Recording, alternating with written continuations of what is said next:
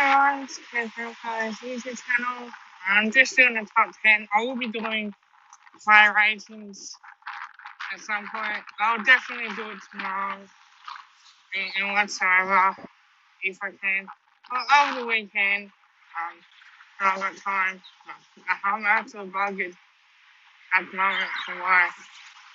So I probably don't have that much energy in me a little bit. It used to be cold out here. But other than that, so let's just get straight into it, shall we? Now, John Noble and Brody once said, if I recall, yes, 9-8. John Noble's not even his second year in footy. Still great things for Collingwood in the back line. Certainly I can see him as an All-Australian one day, as much as possible. But yeah, he's the type of player that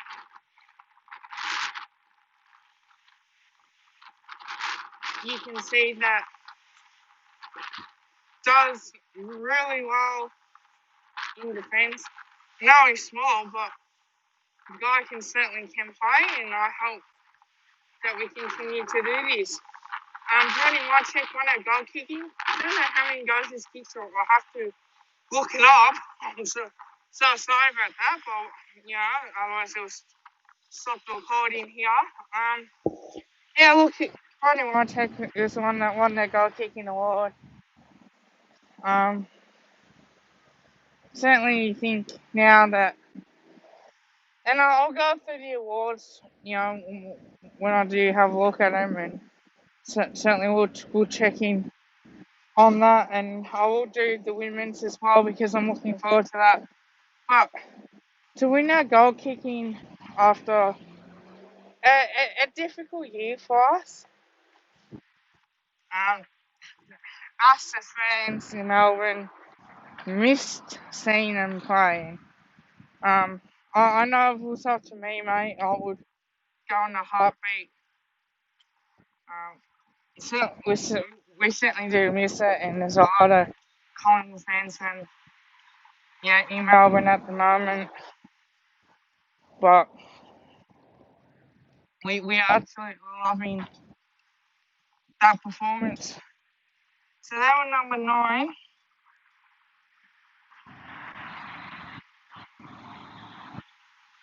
Now, number 7 is Jamie Elliott and Brodie Grundy. Now, I will go through these player reviews. This is what the club has voted for. I will go through my separate reviews of that as well. I think he's had an alright year.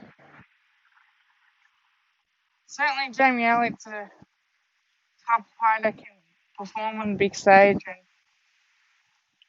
certainly, it's one of the great small forwards in our forward line. Certainly can take marking and can kick a goal as well.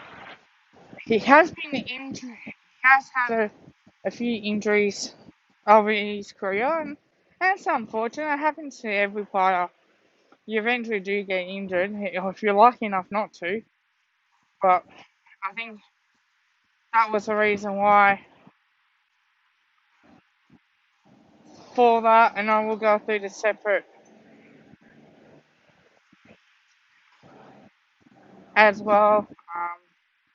But it's just that this year for Jamie, if he can continue on finishing in the top 10, best and fairest, and consistently perform, I think it'll be great.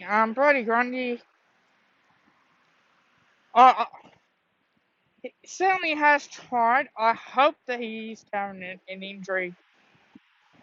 The reason why these performances, but I don't know about the 7th part. I don't know about equal 7th. I'm not trying to be mean to him. I love Brodie Grundy, but he, has been struggling a little bit. Maybe fatigued because playing 4 games in 13 days or something. That doesn't often help. We're being smart by playing Darcy Cameron as well. I've got nothing against that in the semi-final, but I just think, as I talked about, Charles Parker would have been a better option in that forward line to try and help out. So I think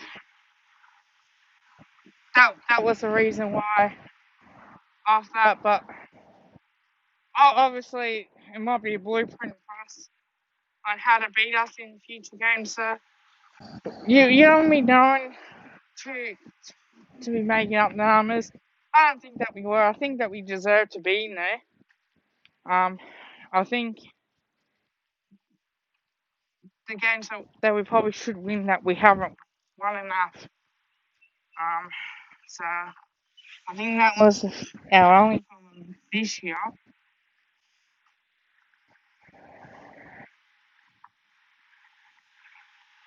Now number 6, if I'm not mistaken, is Josh Dacos. Now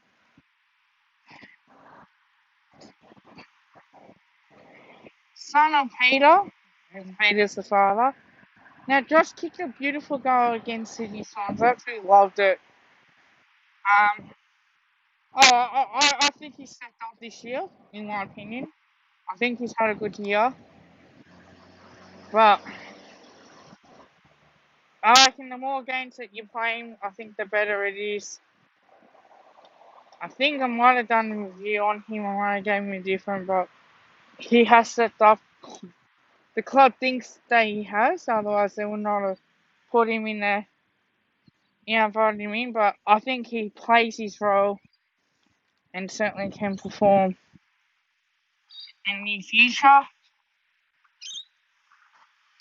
Now, Brayden Maynard, I think he wanted the defensive player. I think, not 100% sure, but he came 5th. Now, he tries his guts out. He bleeds black white. He wears the Guernsey with pride. He'll stand up for his teammates. He's a bit of a tough nut he'll go in there and stand up and want to try and fight. Off the field is such a great guy. But I think because he has done his job this year deservedly, so congrats to him.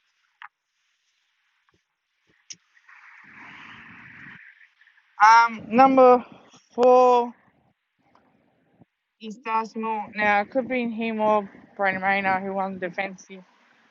But Darcy Moore has been good this year. And it is a tough one. But